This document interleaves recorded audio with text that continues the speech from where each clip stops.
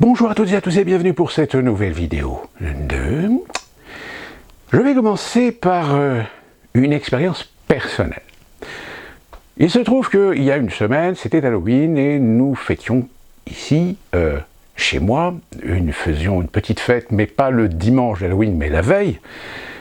Comme ça permet aux gens de pouvoir rester plus longtemps et de ne pas forcément rentrer relativement tôt parce que le lendemain ils travaillent. Et il se trouve que parmi les personnes que nous avions invité une de nos amies qui malheureusement n'a pas pu venir, et à juste titre. Tout simplement parce qu'elle nous a averti qu'elle a retrouvé son mari chez elle sur le sol. En réalité, pour la petite histoire, il se trouve que son mari l'a appelé en se plaignant d'avoir des douleurs thoraciques, et sa femme, donc notre amie, lui a conseillé tout simplement d'appeler le 911.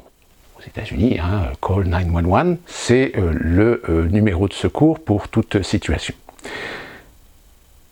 Et elle lui dit, écoute, j'arrive, mais j'en ai pour 20 minutes. Parce qu'évidemment, le problème aux États-Unis, c'est que même quand vous voulez aller chez le coiffeur, ou je ne sais où, ça met toujours plusieurs dizaines de minutes, parce que les distances sont tellement grandes que, en plus du trafic, vous comprenez pourquoi. Sauf que quand elle est arrivée chez elle, elle a retrouvé évidemment son mari sur le sol.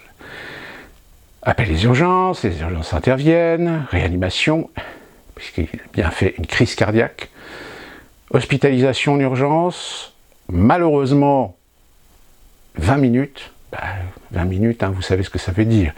C'est-à-dire que fatalement le cerveau en a pris sérieusement un grand coup. Et le diagnostic tombe malheureusement, lésion cérébrale importante, discordance entre l'activité du cerveau droit et gauche, c'est-à-dire donc forcément une discordance entre la conscience et le cerveau moteur. Donc là, ça veut dire que malheureusement, il n'y a aucune chance, aucun espoir que la personne puisse reprendre ne serait-ce que 10 ou 20% de ses capacités. Donc, on peut considérer que c'est une situation de pré-situation mort cérébrale. Il est décédé et nous étions donc hier à ses funérailles. Et il se trouve qu'à ses funérailles, j'ai pu croiser le couple d'amis dont je vous avais déjà parlé, qui sont des biologistes, des chercheurs biologistes, qui avaient travaillé sur des recherches concernant les différentes variantes SRAS et donc Covid.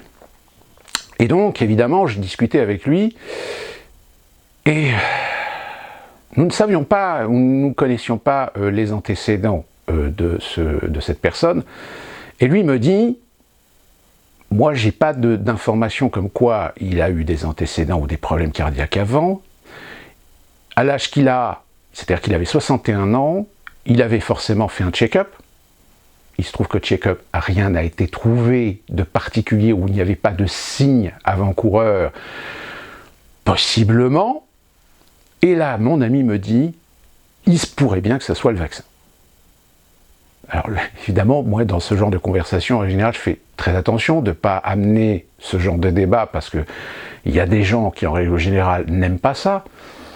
Mais il se trouve que lui m'amène sur ce débat, et je lui dis, j'y ai pensé, mais avant de penser ou avant d'en tirer des conclusions hâtives, je n'ai pas justement de données, ou je n'ai pas d'informations sur ses antécédents médicaux, voire même ses antécédents familiaux.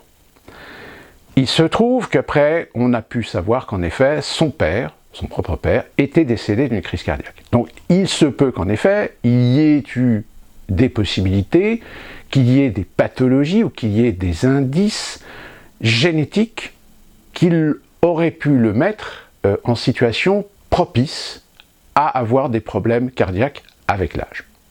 Sauf que le problème, c'est que c'était pas quelqu'un qui vivait dans l'abus, c'était quelqu'un qui vivait plutôt sainement, c'était quelqu'un qui avait une activité physique, pas sportive, mais qui savait s'entretenir, qui ne fumait pas, qui faisait attention à ce qu'il mangeait, il ne buvait pas, très peu. Donc il n'y avait pas de signe qui pourrait éventuellement, par le biais d'autres éléments sous-jacents, justifier ou expliquer cette crise cardiaque. Et donc mon ami revient sur cette conversation et je lui dis, oui, mais peut-être que justement, on n'en saura rien, puisqu'il n'y a pas eu d'autopsie, rien, etc. Donc, savoir déterminer la cause, elle va être en effet peut-être la même cause qu'il peut arriver que des gens aient des crises cardiaques alors qu'ils n'ont pas une vie, ou qu'ils n'ont pas des habitudes qui puissent être propices à être sujets à des crises cardiaques, qui n'ont pas directement d'antécédents familiaux dans ce domaine. Donc le problème, oui, en effet, c'est... le premier problème, c'est évidemment que, malheureusement, comme vous et moi, des fois, ça peut arriver que nous ayons des petites défaillances physiques, et que ces défaillances physiques, on ne sache pas les interpréter. Qu'elles ressemblent à des petites défaillances, comme nous en avons tous, des migraines, des mal de tête, des courbatures, des petites douleurs parfois, localisées, etc. Et puis, bon, avec des petits traitements habituels, coutumiers, qui ne nécessitent pas forcément d'aller chez le médecin, eh bien, nous faisons disparaître très rapidement ces petites défaillances. Nous sommes des êtres humains, nos corps ne sont pas parfaits et parfois, eh bien, ils sont sujets à des agressions extérieures, comme parfois à l'intérieur, eh bien, il se passe des petites choses qui malheureusement sont soit le résultat d'héritage génétique, soit parce que malheureusement on a été exposé pendant un certain temps à des phénomènes qui n'ont pas immédiatement eu des effets sur nos organismes, mais qui ont eu des effets en décalage par rapport à notre exposition. Je prends l'exemple de tous ces gens qui ont été exposés à des situations exceptionnelles. On se souvient par exemple de l'amiante, on se souvient des événements du 11 septembre 2001 où tous ces pompiers, policiers, volontaires ont été exposés à des poussières et qui, plusieurs mois plus tard, parfois, ont commencé à avoir des problèmes de santé pulmonaire. Donc tout ça, on peut l'expliquer, on peut trouver des sources, mais dans l'instant, allez savoir pourquoi vous avez de plus en plus parfois des mal de crâne. À partir de là, l'intelligence nous pousserait, je dis bien nous pousserait, à consulter un médecin pour que le médecin nous diagnostique. Seulement, c'est là que les choses se compliquent. Pourquoi? Tout simplement parce que, nous ne sommes pas des médecins. Donc des fois, nous avons du mal à interpréter, nous avons du mal à spécifier, nous avons du mal à détailler, nous avons du mal à définir le type de douleur que nous avons. Donc c'est le rôle souvent du médecin de savoir poser des questions en rapport à ce que lui a en expérience de ce type de douleur pour éliminer les causes et déterminer des conséquences passées ou à venir. C'est-à-dire qu'un médecin va pouvoir peut-être à un moment donné vous poser des questions. Est-ce que vous, avec ce problème, vous avez eu d'autres problèmes, d'autres symptômes qui sont apparus récemment? Est-ce que... Et puis, voilà, la médecine, c'est comme une enquête policière. C'est exactement pareil. Sauf qu'évidemment, aujourd'hui, nous vivons des fois dans des sociétés où le diagnostic spécifique, le cas particulier, eh bien malheureusement, des fois tombe dans des machines, des rouages administratifs et technocratiques. C'est-à-dire que, exactement comme ce qui se passe aux États-Unis, c'est très difficile de trouver de très bons médecins. Pourquoi? Parce qu'en règle générale, les médecins dans les hôpitaux, eh bien c'est des gens qui ont été formés à poser un certain nombre de questions pour cocher des croix dans des cases. Et suivant le nombre de croix qui cochent dans les cases, eh bien ça donne un diagnostic. Mais en règle générale, il est très difficile pour un médecin aux États-Unis de faire véritablement son travail de médecin, c'est-à-dire de diagnostiquer et d'essayer de trouver la problématique de par son expérience. Pourquoi? Parce que suite, quand il y a eu des problèmes, des mauvaises interprétations, etc., eh bien malheureusement aujourd'hui, c'est souvent les assurances, le pénal, qui a donné ses lettres de noblesse à comment doit fonctionner un hôpital, à comment doit fonctionner un service, comment doit fonctionner un médecin, comment doit fonctionner un spécialiste. Malheureusement, c'est ce qui est en train de se produire en France.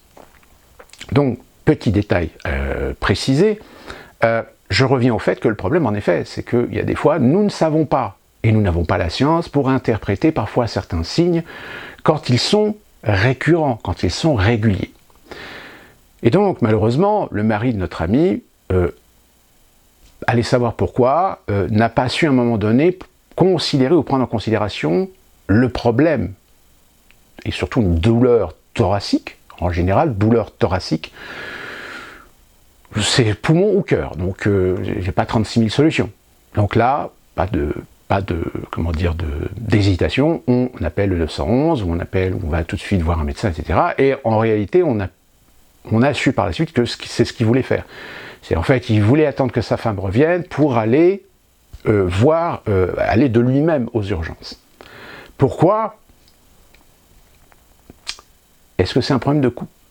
Parce qu'évidemment, si vous appelez le 911, le coût qui normalement devrait être couvert par votre assurance santé est plus élevé que si vous allez vous-même à un service d'urgence. Là, vous voyez, on en vient déjà à un problème d'argent. Mais difficile à croire parce que c'était quelqu'un qui avait une très bonne situation, qui vivait assez confortablement, donc c'est pas l'argent qui posait problème.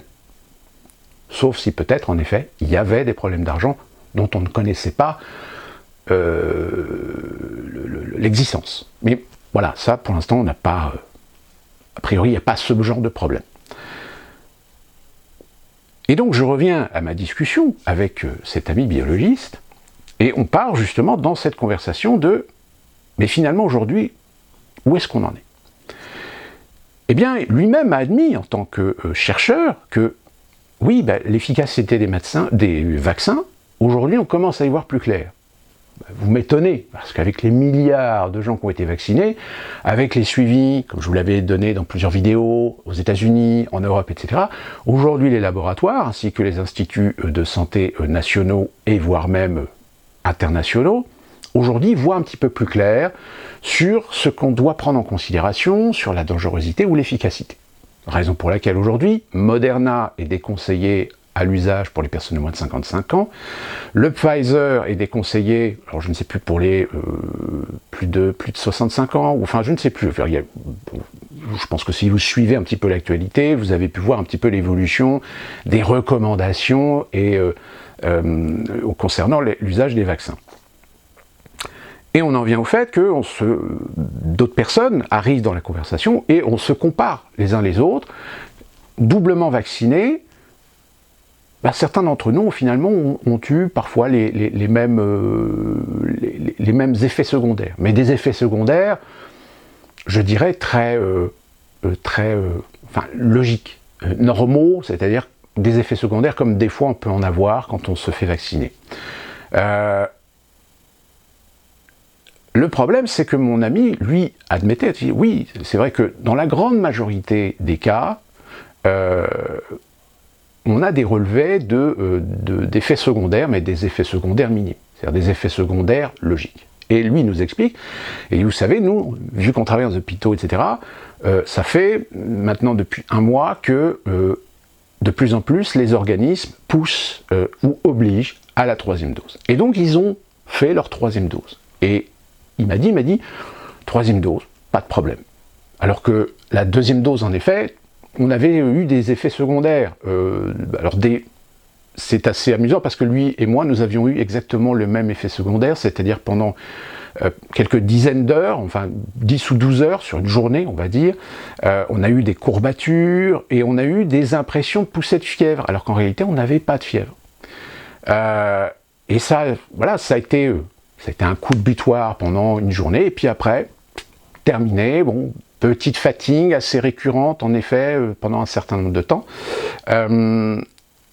Alors du coup, ça m'a rassuré, parce que je me suis dit, voilà, finalement, c'est bien ce que je pensais, c'est bien un effet secondaire d'assimilation, finalement, du vaccin au niveau de l'organisme. Donc c'est une sorte de petit choc, mais finalement, on s'en remet. Et là-dessus, il me disait que les premières données qu'ils avaient sur les 3e doses, les 3e doses, c'est exactement le même problème que les 2 premières. C'est-à-dire que aussi bien on a une grande majorité de gens qui acceptent la 3e dose beaucoup plus facilement que les 2 premières, normal, puisque notre organisme a déjà été vacciné 2 fois, donc il est déjà habitué à ce type de vaccin, comme ceux qui étaient peut-être passés au travers des problèmes d'effets secondaires graves sur les 2 premières doses, eh bien malheureusement, vont l'avoir avec la 3e dose. Et c'est là-dessus que c'est sur ce débat qu'on est parti. Alors évidemment, on est tombé sur des gens qui Il dit oui, mais bon, ça protège, etc. Et là, on a remis un petit peu les choses au clair. Il dit non, non, non, ça ne protège pas. Le vaccin protège des formes graves. C'est-à-dire que si vous chopez le Covid et que vous tombez malade, c'est-à-dire que si vous avez un Covid symptomatique, eh bien ça vous empêche d'avoir une gravité Covid. Voilà ce que le vaccin peut en effet, et les études aujourd'hui le démontrent, fonctionne. Attention, je dis fonctionne, pas sur tout le monde.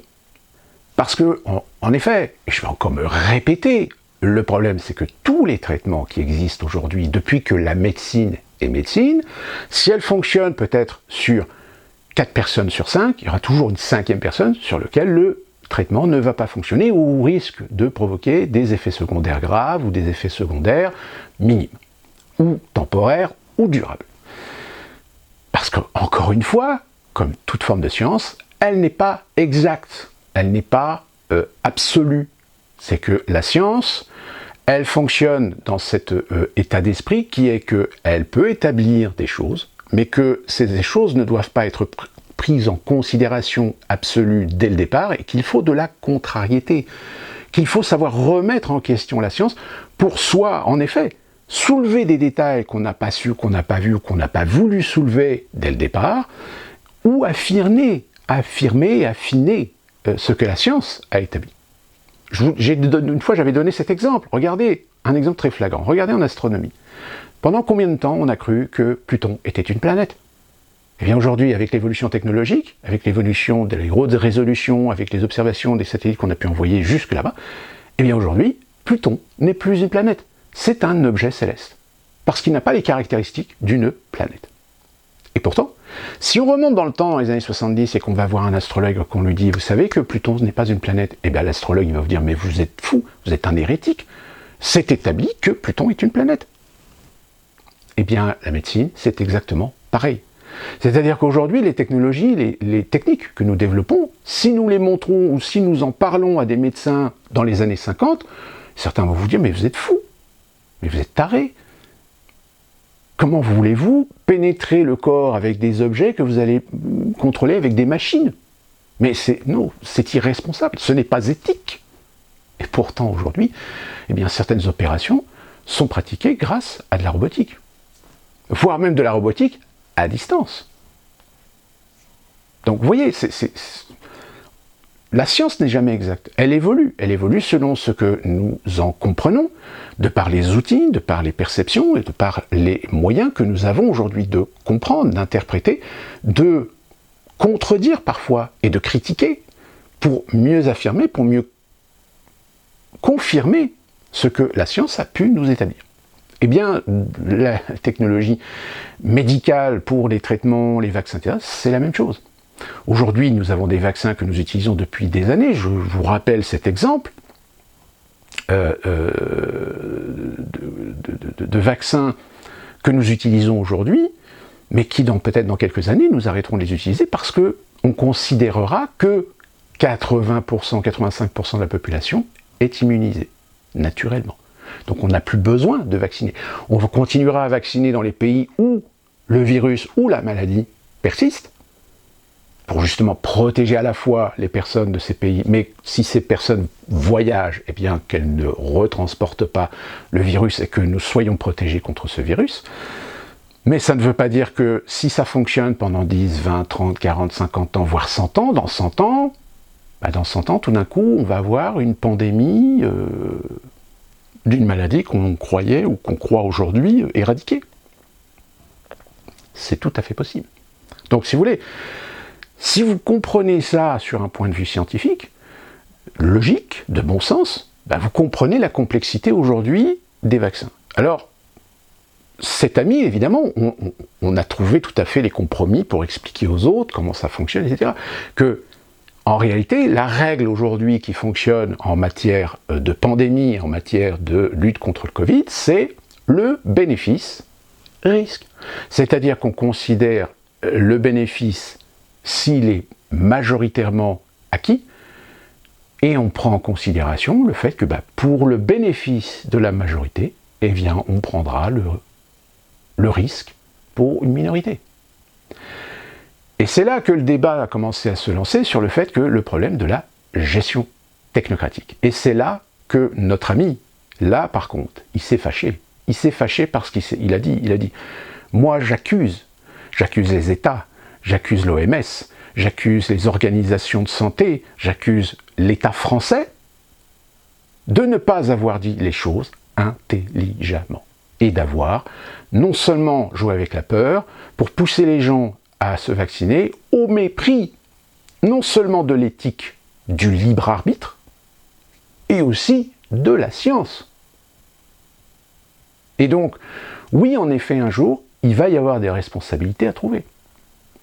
Alors après, moi je me suis fait un petit peu l'avocat du diable, j'ai dit oui, mais si on prend en considération qu'aujourd'hui, du fait qu'il y a des peurs, il y a des craintes légitimes de la part de certaines personnes vis-à-vis de la médecine, vis-à-vis des laboratoires pharmaceutiques, qui en plus de ça sont légitimes du fait des affaires, des scandales qui ont touché le milieu de la santé, le milieu médical, le milieu de la pharmacologie.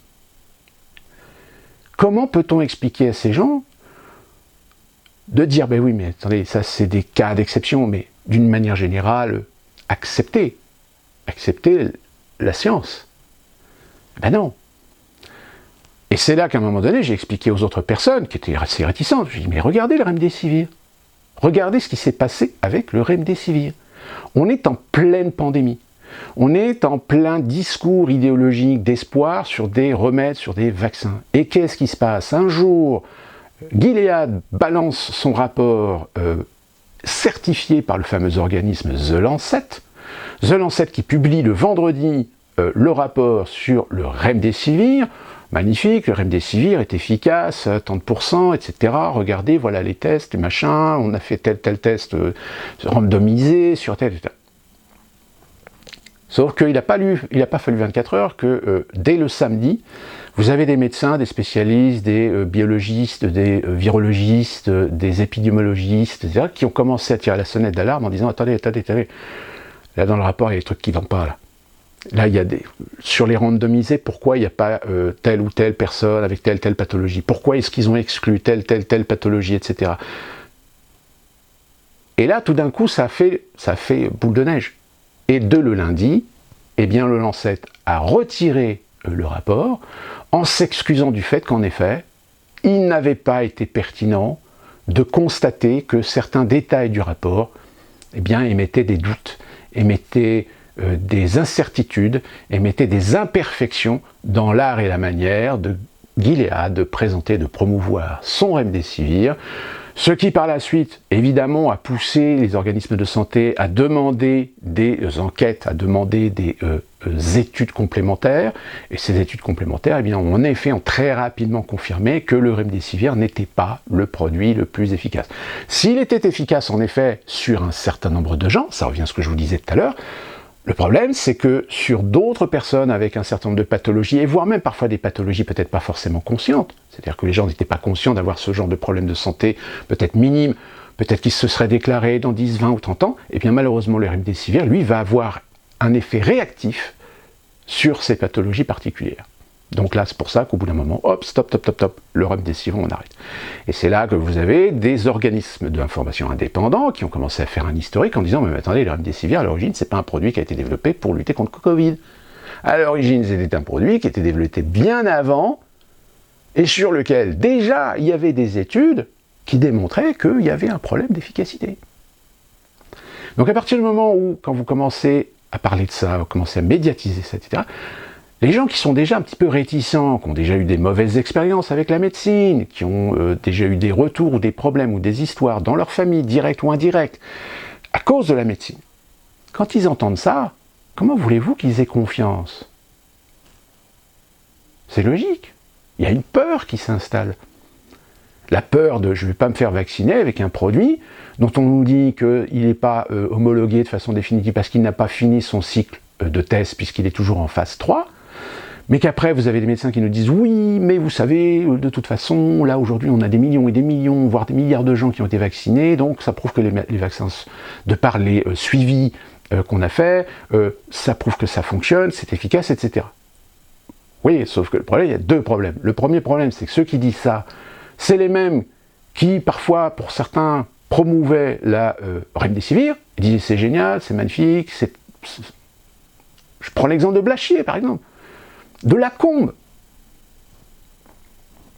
Lacombe est toujours sur les plateaux de télé alors qu'elle est aujourd'hui coupable d'avoir affirmé des choses fausses. Et qui, en plus, derrière, avait un conflit d'intérêts avec Gilead. Et pourtant, elle est toujours là. Et en plus, même, elle a reçu la Légion d'honneur. En revanche, Blachier, qui lui aussi, pendant un temps, faisait un petit peu la promo, etc., aujourd'hui, il est en train de retourner sa veste. Pourquoi il retourne sa veste? Parce que derrière, lui, il a une société privée de consulting, et que sa société de consulting, certainement que ses partenaires ont dit « Eh oh, change là, arrête tes conneries, arrête de jouer la propagande, parce que là, nous, on commence à avoir des problèmes avec nos investisseurs. » Donc là, Blachier, il est en train de changer de discours, il commence à avoir un discours beaucoup plus cohérent et plus honnête. En disant, oui, les vaccins, ça fonctionne, mais pas sur tout le monde. Oui, la troisième dose est peut-être importante pour les pathologies ou les personnes âgées, pour les protéger, mais la troisième dose, aucun médecin, aucun scientifique ne vous affirmera aujourd'hui que la troisième dose est obligatoire pour se protéger du Covid. Pourquoi? Parce que les deux premières doses, eh bien, sont pour une grande majorité de gens suffisantes. Sauf que l'argument, et c'est là que mon ami m'a sorti ça, il m'a dit oui, mais la troisième dose va être de toute façon importante parce qu'il y a le Delta. Je dis oui, mais attends, depuis le temps qu'il y a le Delta, le Delta, pour l'instant aux États-Unis, on n'est pas trop concerné parce qu'il est trop minime. Mais par contre en Europe, c'est vrai qu'en Europe, là, le Delta, il commence à inquiéter. Donc, inquiétant en Europe, évidemment, la troisième dose, allez. Et c'est comme ça que nous avons eu notre président Macron qui vous a dit que les personnes de plus de 65 ans, il va falloir faire taper la troisième dose. Alors, troisième dose à partir de 6 mois et 5 semaines. Moi-même, personnellement, je m'attends au mois de janvier recevoir de mon assurance santé mon petit mail pour me dire « Vous êtes éligible désormais pour la troisième dose ». Alors que je fais partie, malheureusement, en effet, des personnes qui peuvent éventuellement être sujets ou pouvant possiblement choper un Covid et pouvant tomber malade et avoir une forme grave parce que je suis diabétique. Donc forcément, étant diabétique, la troisième dose va peut-être en effet m'être utile, mais ça, j'en sais rien. Peut-être ça se trouve que même avant de prendre mes 2 premières doses, ça se trouve peut-être qu'avant j'ai chopé le Covid, mais j'étais asymptomatique. Allez savoir. Bon.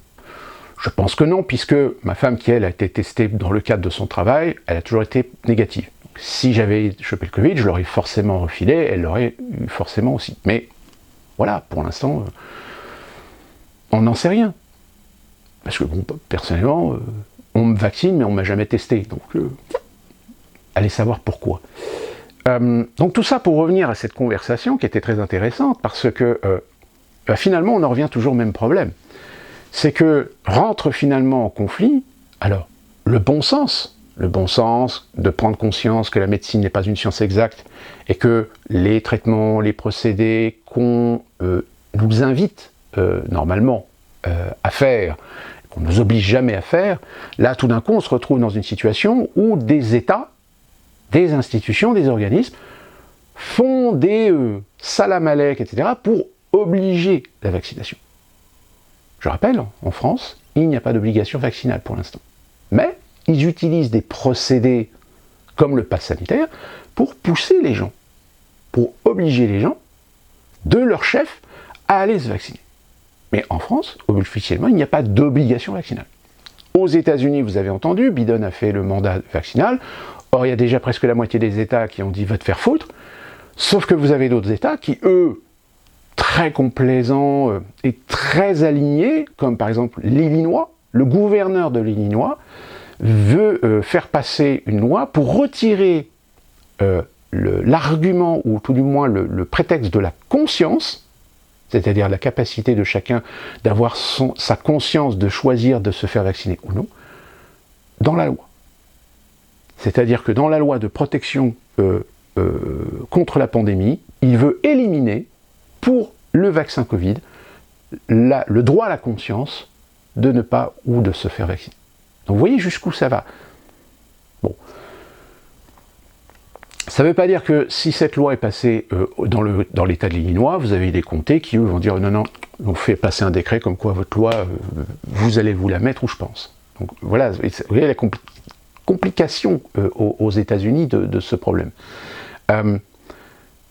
Et force est de constater que malheureusement, déjà même dans cet instant particulier, que sont les funérailles d'un ami, eh bien des gens rentrent parfois un petit peu en conflit, mais très souvent ceux qui sont les pro-vaccinales, ceux qui nous chantaient, oui mais il faut se faire vacciner, qu'est-ce que ça empêche de se faire vacciner, etc. Et d'après le débat qu'on venait d'avoir avec notre ami biologiste, qui confirmait ce que je disais, c'est que c'est un libre choix de chacun. Sauf que le problème, c'est que face à la situation pandémique, et là j'en viens à ce que je vous avertissais tout à l'heure, que j'allais prendre en considération aussi ce paramètre, par l'intermédiaire du fameux scandale Remdesivir, c'est le lobbying pharmaceutique. C'est-à-dire qu'en effet, derrière, il y a un aspect business qui est non négligeable, et qui donne presque raison à ceux qui ne veulent pas se faire vacciner. Alors là, évidemment, les gens... Oh, enfin bon... Et là, j'ai interpellé mon ami. Et je lui dis, mais regardez, écoutez ce qu'il va vous dire. Combien de recherches ont abouti dans ton travail? Combien ont amené un brevet? Et combien de brevets ont fini au placard? Et là, mon ami regarde les autres en disant, vous savez, en recherche biologique, il y a des fois, on trouve des molécules qui pourraient servir à faire des recherches sur des traitements, etc. Sauf que les hôpitaux ou les sociétés mettent des brevets sur ces molécules. Or, s'ils se rendent compte que ces molécules n'ont pas grand intérêt, ou pourraient éventuellement nuire à l'intérêt de certains labos de pouvoir faire leur business sur certains médicaments qui seraient victimes de l'évolution ou de la recherche que pourrait amener un autre traitement avec ces molécules, eh bien, ces brevets finissent dans des tiroirs. C'est-à-dire qu'il n'y a pas de recherche complémentaire. Et souvent, les technocrates qui font du business croisent les doigts que d'autres labos, ailleurs dans le monde, ne réussissent pas à trouver la même molécule, et là, par contre, la faire progresser dans d'autres recherches, et peut-être trouver d'autres traitements, et amener d'autres traitements qui, évidemment, vont foutre à la poubelle ceux qui sont aujourd'hui les traitements qui permettent à des labos de se faire des couilles en or. Et là, ceux qui étaient les pro-vaccins, tout d'un coup, c'est pas vrai. Et c'est pas, voilà, ça aurait été moi qui leur ai dit, ils auraient dit, oh, enfin ça, c'est des idées complotistes. Mais étant donné que c'est un biologiste, un chercheur, publié, qui le dit, là, tout d'un coup, oui, mais force est de constater quand même que si on vaccine tout le monde, vous imaginez que le scandale que ça ferait si jamais ils avaient obligé de vacciner tout le monde avec un vaccin qui ne marcherait pas. Et là, on a regardé la personne, on lui dit, mais c'est tout à fait possible. Pourquoi? Parce que c'est là qu'on rentre dans le domaine psychologique. C'est que pour éviter la peur, éviter le chaos, eh bien, on est tout à fait capable de vendre un produit qui en réalité est un placebo, pour convaincre le monde qu'on a la solution et qu'on peut lutter contre une maladie. Sauf évidemment, c'est qu'au bout de 2 ans, quand on se rend compte qu'au bout de 2 ans, il y a toujours des épidémies ou des pics épidémiques, qu'au bout de 2 ans, on a été obligé d'admettre chez certains pays, ben oui, mais de toute façon, le Covid, il va falloir vivre avec, hein, comme avec la grippe, etc. Qu'évidemment, ça légitime de se faire vacciner régulièrement, de faire des rappels.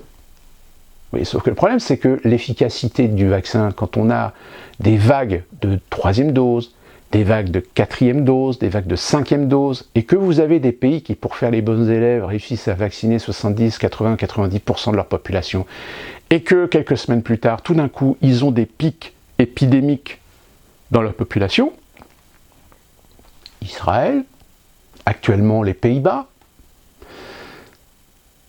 ceux qui ne veulent pas se faire vacciner, on leur donne finalement des arguments. On leur dit, mais pourquoi me faire vacciner, puisque de toute façon, là, vous voyez... Alors, évidemment, l'argument qu'on peut sortir à ces gens-là, c'est de leur dire « Non mais, ça n'a rien à voir. Vous pouvez être vacciné, choper le Covid et finalement être asymptomatique. Mais au moins vous êtes protégé contre les formes de graves. » Ce qui est vrai. Mais alors dans ce cas-là, et c'est là que finalement on a fini à se rejoindre avec mon ami biologiste, de ce que je vous disais tout à l'heure, c'est que la responsabilité, elle est à l'OMS, aux organismes de santé nationaux et aux politiques d'avoir géré la pandémie en jouant avec les peurs, en jouant avec le chaos et en manipulant leur monde pour assouvir individuellement les uns les autres, suivant leurs intérêts, une gestion sanitaire, restrictive, au point qu'en France, pays des libertés, on est dans un paroxysme absolu que même certains dirigeants de certains pays ne comprennent pas du pass sanitaire, qui a établi 2 statuts de citoyens en France. Puisqu'à partir du moment où on détermine par la loi, avec le consentement du Parlement représentant le peuple, déterminer 2 statuts différents, vaccinés, non vaccinés. Vacciné, vous avez un pass, vous pouvez bénéficier de vos libertés. Vous n'êtes pas vacciné, vous n'avez pas de pass, vous n'avez pas accès, et vous n'avez pas donc la liberté de circuler où vous voulez. On a bien défini 2 statuts différents. Dans un pays qui est le pays des droits de l'homme, qui est le pays de la liberté, de l'égalité, de la fraternité, c'est un slogan, hein, comme un autre, mais qui est quand même le pays des Lumières. C'est-à-dire que, je dirais de façon sous-jacente, le processus est bien fait pour démolir l'image qu'on a à l'étranger de la France comme le pays des libertés, qui tout d'un coup accepte, impose un processus à titre d'exemple. Regardez, en France, ils ont le pass, donc ça veut dire que nous, on peut le faire. Et c'est là que, en effet, mon ami a dit, oui, de toute façon, tôt ou tard, il y aura des responsabilités. Des responsabilités bureaucratiques, technocratiques et politiques. Parce qu'avec le temps, on se rendra compte qu'en réalité, ils ont menti. C'est-à-dire qu'au lieu de dire la vérité aux gens, c'est-à-dire, nous allons affronter la pandémie, nous allons essayer de trouver des solutions, nous avons des solutions, c'est des vaccins, etc. Mais, voilà, bénéfice, risque, eh bien, sous l'argument de dire vous risquez de mettre en danger les autres, vous risquez d'être la cause de la contamination, vous êtes la responsabilité de l'extension de la contamination, vous risquez par la contamination de tuer des gens fragiles, malades, des personnes âgées, etc., eh bien on vous impose de tous vous faire vacciner. À partir du moment où vous adoptez ce discours-là, eh bien, au niveau légal, au niveau des lois, au niveau de la législation, au niveau constitutionnel, institutionnel, etc., eh bien, malheureusement, ils ont dérogé, ils ont détruit, parfois, des valeurs et des principes. Après, évidemment, mais ça c'est un autre débat, c'est glissé certainement, et ça là-dessus on est d'accord, sur la pandémie, l'intérêt de certains mondialistes, globalistes, de réussir à accélérer l'agenda de destruction de certains principes, de certaines valeurs, de certaines institutions. Les institutions existent toujours, mais elles sont abrogées de façon temporaire. Mais comme on l'a bien vu avec l'état d'urgence terroriste, c'est du temporaire qui, dans certains textes, eh bien, va durer jusqu'à l'institutionnalisation. C'est-à-dire qu'on met dans la loi, on met dans la Constitution, on met dans les institutions les outils, qui ne sont pas définitifs, mais qui peuvent être utilisés légitimement par le gouvernement pour vous retirer vos libertés temporaires. Si vous voulez, c'est un peu comme le gamin qui fait une connerie, vous le privez de télévision. Mais vous dites, tu es privé de télévision pour 3 semaines. Puis au bout de 3 semaines, le gamin, il dit, bah, c'est bon, je peux regarder la télévision. Il dit, non, parce que là, tu n'as pas fait la vaisselle hier. Donc on te reprive de télévision pendant 1 semaine. Et voilà, et vous pouvez étendre la restriction, vous pouvez étendre l'interdiction ad vitam aeternam.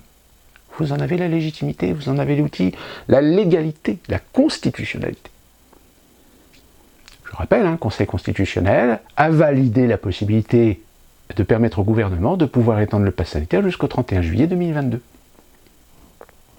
Et de fait, advienne que pourra sur l'élection présidentielle, comment elle va être organisée, comment on va faire les choses, etc. Parce que évidemment que passe sanitaire sur les bureaux de vote, ah mais c'est une atteinte à la liberté, c'est une atteinte à la démocratie. Ah ben non, parce qu'on va mettre en place le vote par correspondance, c'est le vote électronique. Donc nous ne mettons pas en péril le droit de vote du citoyen, puisque nous allons mettre des outils à sa disposition pour pouvoir voter. Mais en revanche, s'il n'est pas vacciné, s'il n'a pas de passe, il ne pourra pas voter physiquement dans un bureau de vote. Bon, après, évidemment, c'est la porte ouverte à toutes les fraudes, etc. Je pense que si on creuse un petit peu, sur le site concernant les appels d'offres du gouvernement, un jour, ça se trouve, on va voir ça. On va voir cet appel d'offres pour des sociétés, pour organiser, mettre en place des outils pour permettre, dans le cadre de l'élection présidentielle ou des élections législatives, le vote électronique. Je vous rappelle, en tant que Français expatrié, aux États-Unis, tous les Français ont reçu un petit mail pour leur proposer de faire un vote électronique pour les législatives. Donc ça veut dire que, et j'ai voté pour les régionales, puisque régionales, nous avons nos représentants, puisque je crois que c'est les présidents des comités des Français expatriés ou un truc comme ça. Donc on a voté de façon électronique pour les régionales. Et donc tout ça pour vous dire que cette conversation était très intéressante, parce que finalement, elle confirmait ce que je vous avais déjà expliqué, c'est-à-dire que finalement la situation est compliquée. Elle est compliquée parce qu'elle dépend d'un grand nombre de détails, elle dépend d'un grand nombre d'éléments, mais comme nous vivons dans des sociétés de facilité, d'isolationnisme, d'infantilisation, de déresponsabilisation, de simplification, de généralisation, eh bien malheureusement, le jour où vous avez une situation complexe, vous ne pouvez pas dire, vous ne pouvez pas communiquer, vous ne pouvez pas gérer la masse d'un peuple dans le détail. Donc vous êtes obligé de simplifier. Et donc simplifier, c'est pas dire nous vous demandons d'être responsable, nous vous demandons d'être citoyen et de vous vacciner en respectant évidemment votre choix de le faire ou pas. Pour ceux qui ne le font pas, nous mettons en place des infrastructures ou masques obligatoires, etc., pour éviter d'assumer, en effet, assumer la responsabilité de protéger quand même les plus faibles. Mais ils ont choisi la solution radicale, c'est-à-dire de faire de la généralisation et rentrer dans l'art du peuple avec des outils sanitaires, avec des idéologies, avec des propagandes. Parce que là, on est en plein dedans, on est dans de la propagande. Tellement propagande que vous avez même au sein des autorités des gens qui se contredisent. Des gens qui disent A et des gens qui disent B. Des gens qui disent blanc un jour et qui disent noir le lendemain. Actuellement, circule évidemment la vidéo de Véran, les vidéos de Véran, parce qu'il y en a plusieurs, où il disait tout pour finalement appliquer le contraire. Il n'y aura pas de passe sanitaire. Boum, passe sanitaire. Il n'y aura pas de troisième dose ou une troisième dose pour les personnes les plus faibles. Et il y aura de toute façon une troisième dose. Donc, vous rajoutez ça sur une population, comme je vous le disais, dans le doute, dans l'incertitude, dans la peur, oui, dans les idées complotistes, dans les idées... et ben vous avez le résultat aujourd'hui d'une discordance, d'une dissociation, et je dirais en grande majorité légitime, puisque le fait est, c'est qu'on vous pousse à vous vacciner. Alors si vous n'êtes pas vacciné, je suis sûr et certain que vous voudriez vous faire vacciner, mais le problème c'est qu'avec tout ce que vous lisez, tout ce que vous entendez, vous avez peur. La meilleure façon d'éliminer vos peurs, ça serait déjà qu'on vous diagnostique, c'est-à-dire qu'on vous fasse un check-up pour éliminer tous les risques graves que vous pourriez avoir.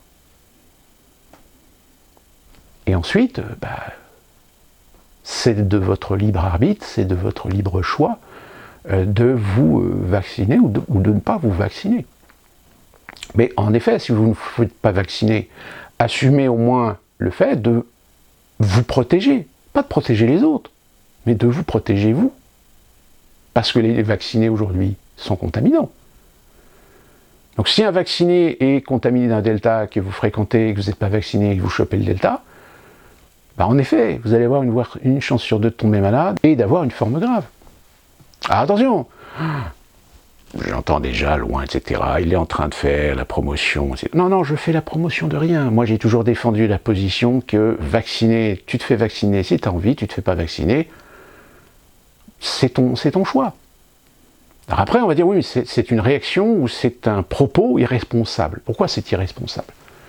Parce que, voilà, on est dans le phénomène de masse. On est devant une pandémie. Une pandémie qui tue 0,05% de la population mondiale. Alors quand j'ai sorti ça à mon ami, il m'a dit « Ouais, non, mais c'est plus compliqué que ça, en fait. Le problème, c'est que le Covid, en effet, peut avoir des formes graves et peut tuer des gens fragiles. » Et je dis « Mais oui, mais il y a des maladies comme la grippe. La grippe saisonnière, parfois, elle tue des gens. Mais elle tue des gens, non pas parce que c'est la grippe, c'est parce que les gens ont des comorbidités. » Et preuve en est, c'est que ce fameux rapport, dont vous avez entendu parler, en effet, établit que sur l'année 2020, alors sur une période, je crois, enfin surtout sur l'année 2020, 90% des décès Covid, ou déclarés Covid, suivant un certain nombre de critères, 90% avaient des comorbidités. Donc dans ces 90%, des comorbidités de différents niveaux. C'est-à-dire soit des maladies graves, des antécédents médicaux qui expliquent la raison pourquoi il y a eu des complications, voire décès, ou des formes graves de traitement qui ont nécessité des hospitalisations, voire des réanimations. Sauf que, un des chiffres aujourd'hui sur lequel il y a polémique, c'est qu'on vous dit qu'il n'y a que 2% des Covid qui ont été internés, pas internés, mais intégrés à des services de réanimation sur l'année. Mais en effet, il y a eu des gros pics au printemps et en octobre. Où là, en effet, printemps et octobre, eh bien, il y a eu saturation. Mais il y a eu saturation, et c'est ça qui est très amusant dans le rapport, c'est que le rapport ne fait évidemment pas le lien de cause à effet sur la disponibilité de lits, sur la disponibilité de personnel, sur la disponibilité des budgets de l'hôpital public française. Donc, vous avez le fameux checker de Libération et du Monde, qui tout de suite ont réagi à des petites vidéos qui ont circulé sur Internet, en disant « Oui, alors en effet, le rapport dit que oui, mais c'est les 2 périodes où c'est... » Et aussi, vous font la démonstration que si on dit que c'est eu 2% ou voire 5% sur les réa, oui, c'est vrai, mais il faut remettre les choses dans leur contexte. C'est-à-dire qu'au printemps et en octobre, on était en saturation, on était en situation de débordement, de chaos, Mais le Monde et évidemment Libération ne vous explique pas que si on était dans cette situation-là, c'est parce que on manquait de moyens. On n'avait pas assez de lits, on n'avait pas assez de personnel. Et puis là, on en a encore moins, parce que... Enfin, encore moins. De ceux qui ont perdu, ou qui sont suspendus, ou qui ont démissionné, je crois que le chiffre dépasse même pas quelques milliers de personnes en France dans les services hospitaliers. Donc, il n'y a pas une réelle pénurie dans une situation normale. Mais en revanche, c'est vrai, c'est que si jamais on a un nouveau pic de contamination avec des cas graves, là, encore une fois de plus, les hôpitaux vont être saturés, les manques d'effectifs vont être encore plus accrus, etc. Donc ça va encore faire un scandale. Logique. Sauf s'ils réussissent à aller chercher des médecins en Roumanie, enfin plutôt Roumanie, parce qu'en Roumanie, l'avantage, c'est qu'on trouve souvent des francophones. Donc c'est pour ça qu'on parle souvent de la Roumanie, ou dans certains pays africains, pays du Maghreb, etc. Avantage, c'est que si pendant 6 mois, pour affronter une nouvelle crise, on a des médecins qui assurent le boulot, Alors sur le boulot, avec compétence pour certains, peut-être avec manque d'expérience pour d'autres, etc. Enfin, ça va être compliqué. Mais évidemment, on ne va pas payer le même prix que le français. Parce que ce sont des soignants, médecins, spécialistes détachés. Donc ils ont un statut de détaché. Donc c'est-à-dire qu'ils touchent un salaire proportionnel au coût de la vie de leur pays. Donc un salaire moins élevé que si c'était un Français. Vous voyez, c'est le dumping social, hein. C'est un peu comme ce que je vous avais expliqué précédemment avec le coût là d'IKEA. Hein. D'ailleurs, IKEA était obligé de s'expliquer un petit peu sur le truc, mais encore une fois, là, le sujet, on tente un petit peu de l'étouffer, parce que si jamais ça prend des proportions, on va se rendre compte que finalement, le contribuable finance indirectement le taf, l'emploi d'un émigré. Alors attention, différencions bien l'aspect solidaire, humaniste, etc., ou essayer d'aider des migrants ou des réfugiés à se sociabiliser, à s'intégrer à la société française. C'est génial, c'est super. Sauf que derrière, il y a plus souvent un intérêt idéologique qu'un intérêt social. Voire business pour certaines associations, puisque Each One aujourd'hui est sous le feu des projecteurs. Donc voilà, c'était une expérience personnelle que je voulais vous faire partager avec un petit débat qu'on avait eu, même si le lieu n'était pas forcément très approprié, avec mes amis biologistes, mais lui-même m'a bien confirmé que ça a toujours été dans la médecine. Dans la médecine, on a toujours à un moment donné fait des choix en connaissant les risques.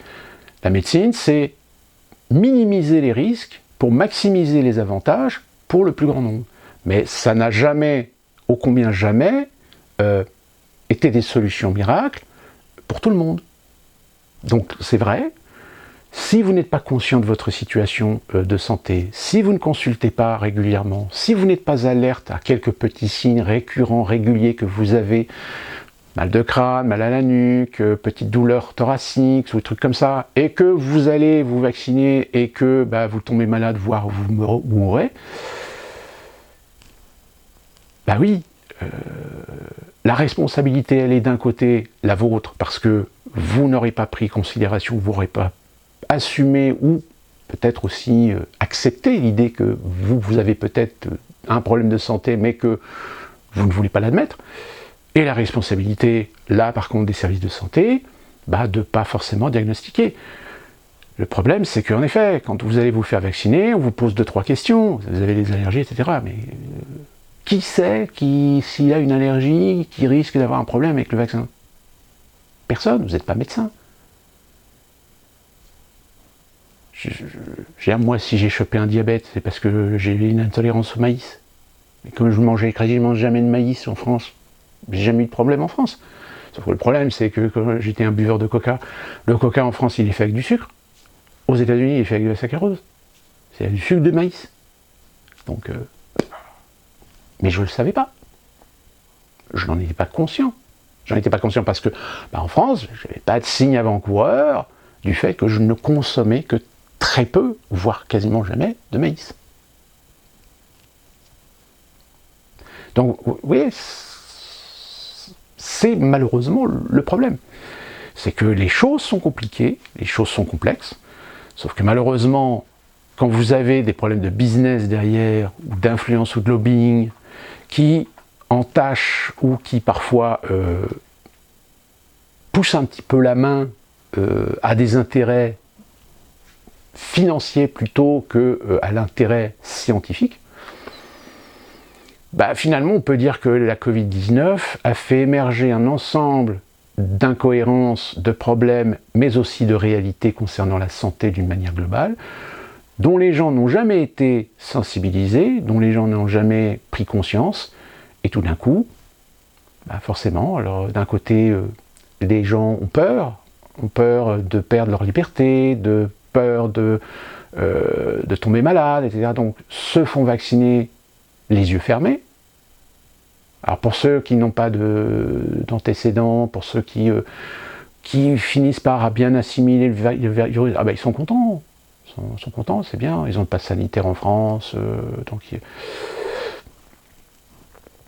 Comme aujourd'hui, vous avez des gens qui témoignent sur Internet avec des vidéos, qui disent qu'ils regrettent parce que ils ont chopé une myocardie, parce que... Ben oui, malheureusement. Malheureusement. Mais au lieu d'assumer en matière de communication, au lieu d'assumer en matière de stratégie, eh bien ces gens-là, on essaie de les faire disparaître de l'opinion. On les fait passer pour des complotistes, on les fait passer pour des menteurs, pour des affabulateurs,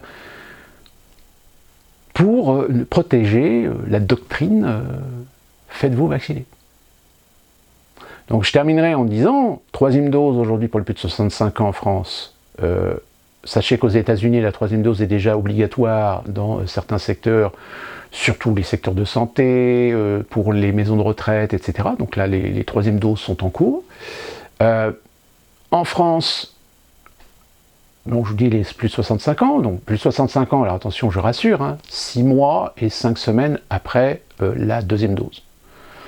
Donc moi par exemple, mon troisième shot, le booster, comme on l'appelle aux États-Unis, normalement c'est pas, pour moi ça ne sera pas avant le mois de janvier.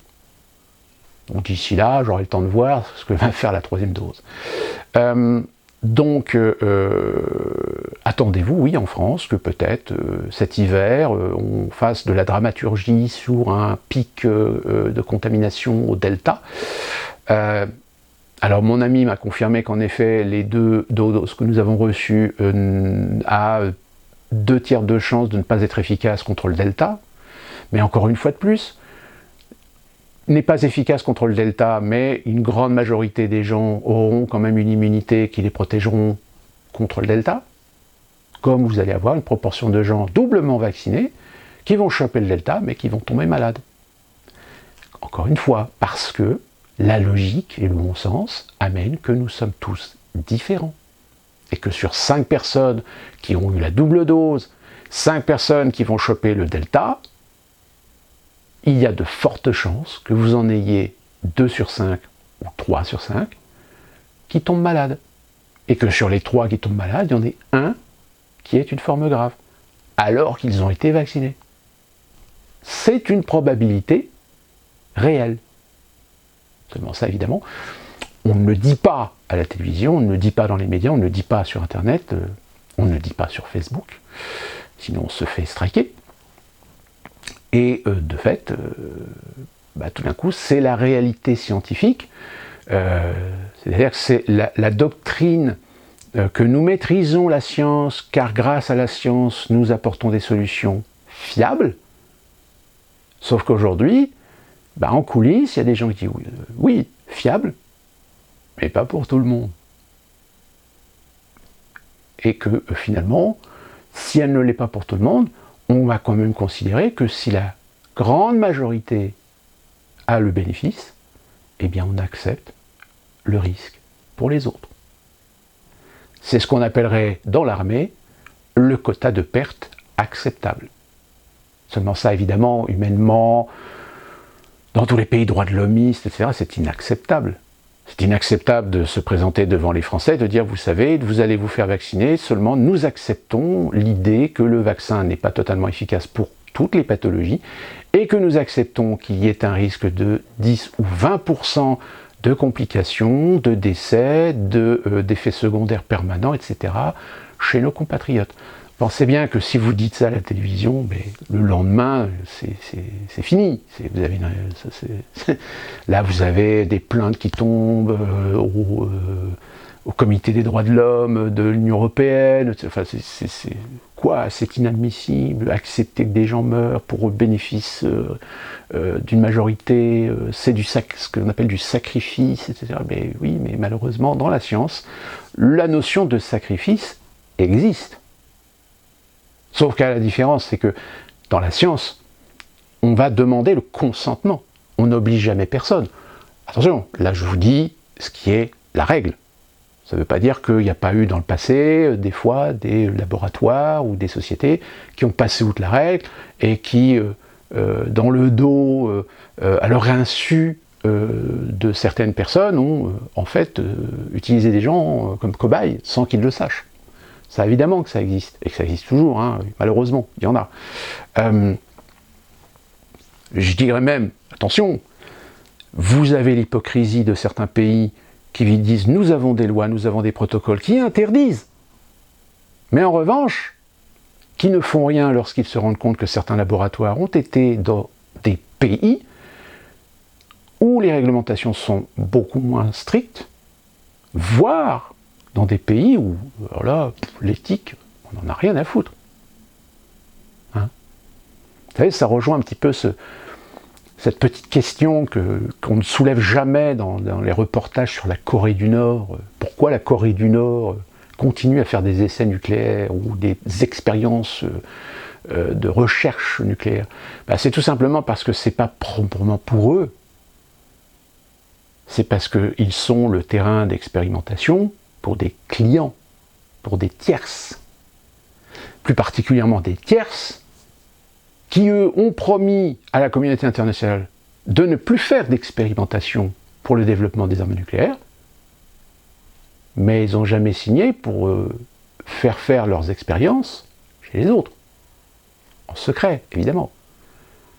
Hein, il est de notoriété publique, quand on est un tant soit peu informé, que la Corée du Nord sert à la Chine de pays expérimental, de pays laboratoire, pour ce que la Chine a signé normalement des traités dans lesquels elle s'engageait de ne plus en faire. L'Iran, par exemple. L'Iran, qui est ciblé aujourd'hui par la communauté internationale pour la reprise de son nucléaire civil, bien, sachez qu'il y a beaucoup d'expériences, il y a beaucoup de technologies qui ne sont pas testées ou qui ne sont pas expérimentées en Iran, elles le sont en Corée du Nord. Vous voyez? Et bien dans la médecine, dans la santé, dans la recherche, aujourd'hui, c'est pareil. C'est que certains laboratoires ne font pas faire leurs expériences dans certains pays qui ont une éthique, qui ont des règles, qui ont des restrictions, et s'amusent à faire leurs expériences dans des pays qui sont plus accommodants, qui sont plus souples, et qui n'hésitent pas parfois à se sacrifier. On se souvient de certains pays de l'Est, où des sans domicile fixe se sont vus proposer de participer à des expérimentations en échange de quelques monnaies, mais qu'au final on s'est rendu compte que c'était des expérimentations que, en France, auraient été considérées comme totalement illégales, ou non éthiques. Donc ça existe.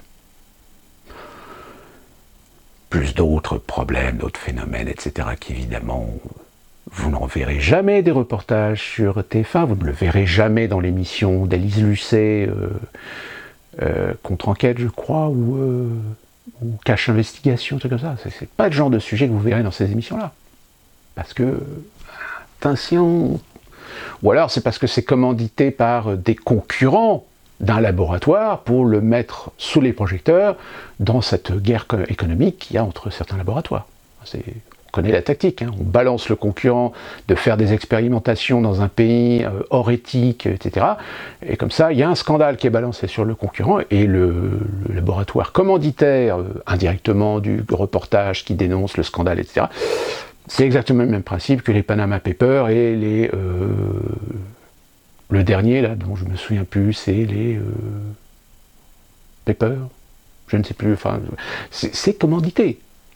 C'est pas des investigations indépendantes de journalistes bien pensants, enfin pas bien pensants, oui, ils sont bien pensants, mais indépendants, de type Assange, Wikileaks, etc. Non, ces gens-là sont commandités.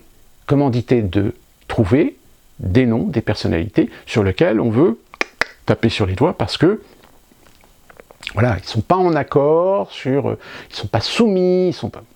Bon. Dans la médecine, malheureusement, les laboratoires aujourd'hui, c'est la même chose. Et raison de plus encore, je dirais, honte pour la France, qui a quand même un des instituts de renommée mondiale, qui est l'Institut Pasteur, qui appartient à c'est pas Vivendi, c'est je me souviens plus, le fameux laboratoire qui lui a continué, genre, oh là là, mon Dieu, je ne me souviens plus du nom. Enfin bref, certainement vous le mettrez dans les commentaires. Que la France, qui était pourtant considérée comme un pays où scientifiquement on avait vraiment des compétences, des gens reconnus à l'échelle mondiale, etc., et qu'on n'a même pas été foutu de s'aligner pour proposer un vaccin.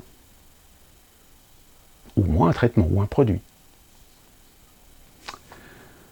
Voilà où est-ce qu'on en est. Donc voilà pour cette vidéo, je voulais vous faire partager cette expérience d'une conversation et d'un débat que j'ai pu avoir cette semaine, avec des personnes plutôt bien placées dans les milieux de la recherche, des personnes qui ont été publiées, donc qui ont un minimum de crédit, un minimum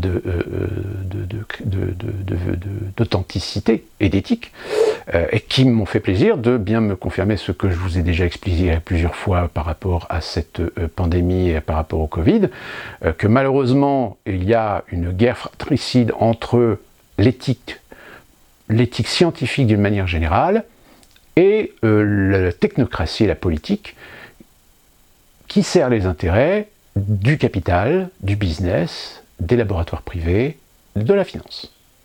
Donc voilà, tout est résumé en cela. D'ici qu'on se retrouve pour une prochaine vidéo, que puis-je vous souhaiter d'autre que de bien vous porter et commencer déjà à vous préparer psychologiquement pour la 3e dose.